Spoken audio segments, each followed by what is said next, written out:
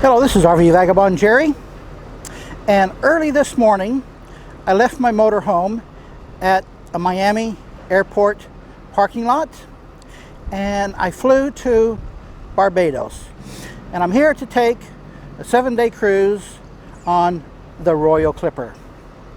And the Royal Clipper is one of 3 ships of the Star Clipper line, and this will be my 13th cruise I've taken in my whole life. So let's hope that 13 is not going to be unlucky this time around. But my other 12 cruises were on the really huge ocean liners. And this is a sailing ship, although it is the world's largest sailing ship. And it leaves out of Barbados here and goes to several islands just north of here. And each day we are going to be on a new island. And in this video, I'm just going to show you around the ship to show you what it looks like. It has 5 really tall masts, and as you can see, all of these sails are down now, which it is when they have it in port. And behind it here, you see one of the huge ocean liners. So you can see how it is just dwarfed by the big ships. This should be a much different experience for me. I haven't boarded yet. Boarding time isn't quite yet, but when I get on, I will walk around and show you what the Royal Clipper looks like. I've just boarded the ship, so I thought I would take some video while there's only a few people around. Everybody is just getting settled in. This is the rear of the ship where they've got this round pool. I'm not sure if it's a hot tub or a cold tub. And then here we've got covered lounge chairs. And in the middle of the ship is a swimming pool, and it has a wading pool right here, and it's about 6 feet from the bar. So going further back, you can see those mats, lounge chairs all over, and back here is a third pool. So I'll find out later this week the temperature of that water. And here is one of the huge ocean liners that I showed you earlier. So now I'm up on level 3. We've got these benches and the big wheel, and this would be the captain's control quarters. And then here is the very front of the ship. And generally, on every cruise I've been on, the front of the ship is always reserved for crew workspace. They don't want you going out to the very front tip like they did on the Titanic. And I'm kind of excited about seeing these sails being put up and taken off. So there's the cruise terminal. It's actually not taking off until 10 p.m. We board at 4, and then they don't take off until 10 o'clock at night. This is the main outdoor bar. This is day 2, about 10 a.m. So there's not many people around. I found something funny on the board here. This is the do-it-yourself weather forecaster based on the deck and the mast. And look at this though, they have hourly temperature and humidity and wind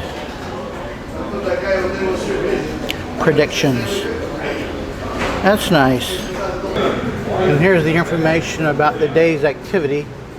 They give you one of these in your cabin too. The sails are up, and you can see the wind blowing them in, so they're working. This water is cold, but it seems like a reasonable pool temperature. Nobody's in the pool yet. There's another shot of the sails. They don't have the top two up. They're just now starting to lower the top two sails. They roll down from that bar just like an awning.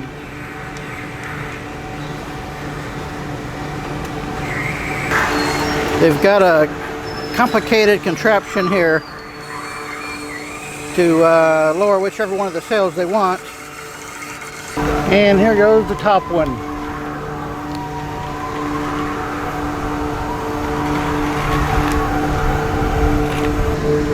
And here are the islands where we're headed.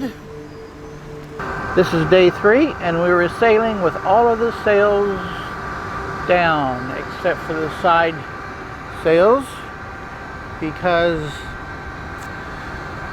the wind is blowing in the wrong direction that we need it to. So they're having to rely on the ship's engines. And they're doing something special right now. They're actually allowing passengers to climb up the mast. And here's a lady giving it a try.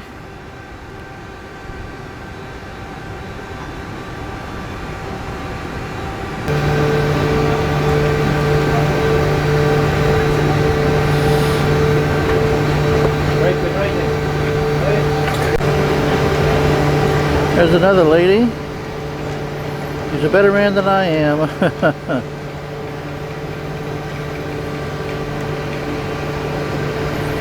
I think that is as far as they're going to go, because the next platform up doesn't even have any slats to stand on. Yeah, they are coming down already. Here is another sailing ship. Looks like it's going in the same direction that we are.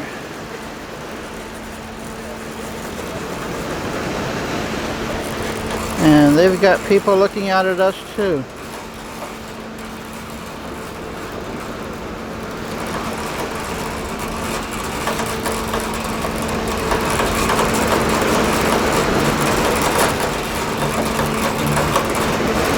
How about that?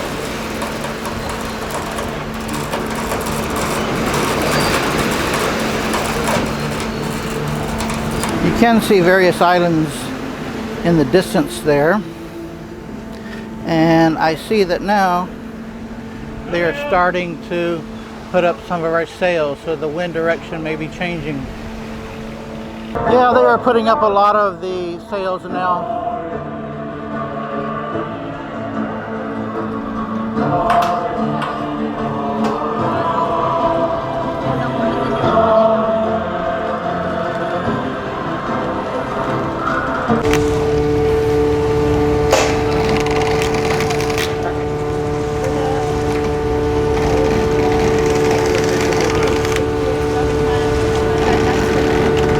That's how they put the sails up. They still got passengers on the platform there. And this is a crew guy who's doing some maintenance or something on one of the masts.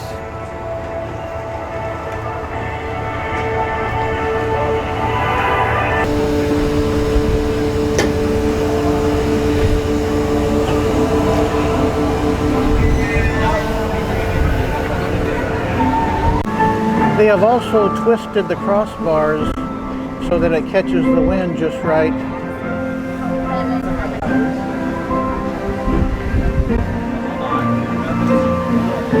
Still there. I found out that is the Star Clipper, which is another ship owned by this cruise line. I think they're a little closer than they were before.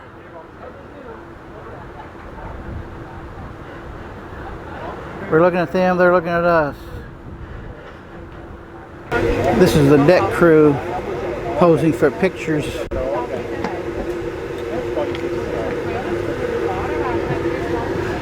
For the other ship, I guess. And yes, everyone is taking photos. Except for me. I'm the only one doing a video, I think. They've got a few crew people out on the bowsprit there, I think you call it.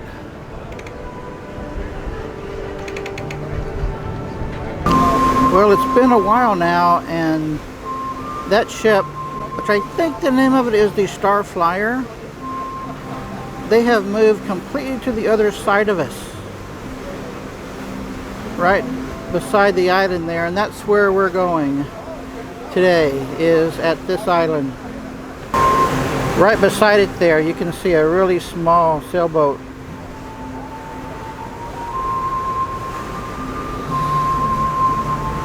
Kind of compares the sizes. And that Starflyer is a lot smaller than the Royal Clipper that I'm on.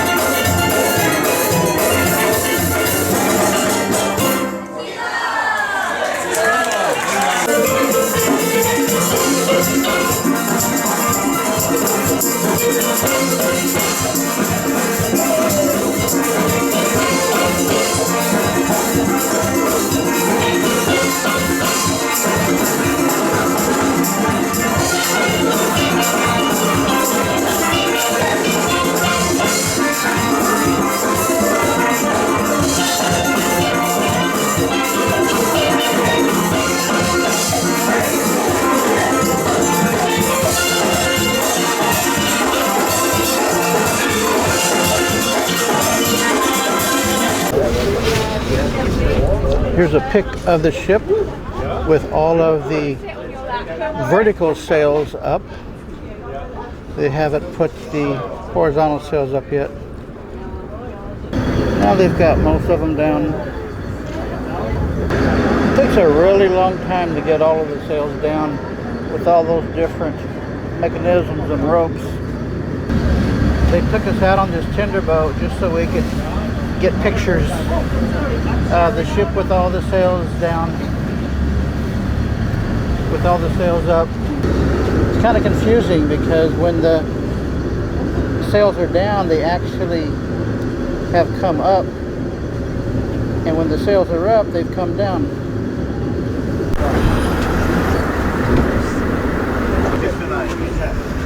That's okay.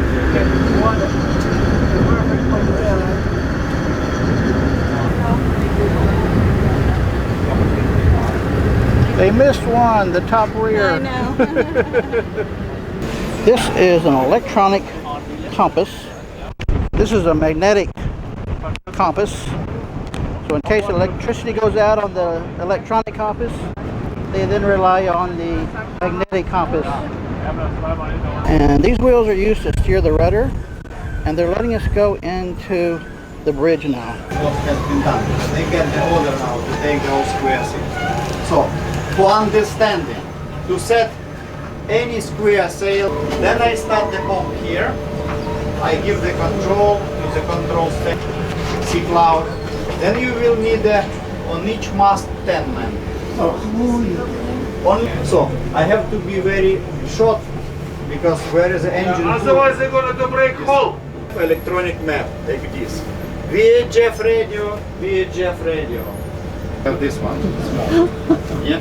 This is a giant. If I want to know something about this vessel, I can see the name already. I will go inside and I will get the full information. Excellent tool in order to help the pilots find the vessel and to know where. Well, folks, this is my last day at sea. I want to give you a little summary. And I have noticed numerous ways that a cruise experience on a sailing ship is different than on the big cruise liners. This ship has a total passenger capacity of 227, and that's compared with the big cruise ships with passenger capacities of about 1,500 up to 6,000, and I have been on ships on both of those extremes. I prefer ships of between 2,000 and 3,000 because that's what I'm accustomed to, much more comfortable, and they have a lot more conveniences than small ships like this do. But I'm glad I did it for the experience of cruising on a sailing ship. And I chose this particular cruise mainly because it goes to 4 islands that I really wanted to go to, because I have a travel goal of visiting all 22 countries on the North American continent. And after this cruise, the only one I'm missing is St. Vincent. Will be my 22nd country in the North American continent, and I'm going to try and get there someday, somehow. Well, I got a nice sunset behind me. I hope you've enjoyed my video of my experience on the Royal Clipper.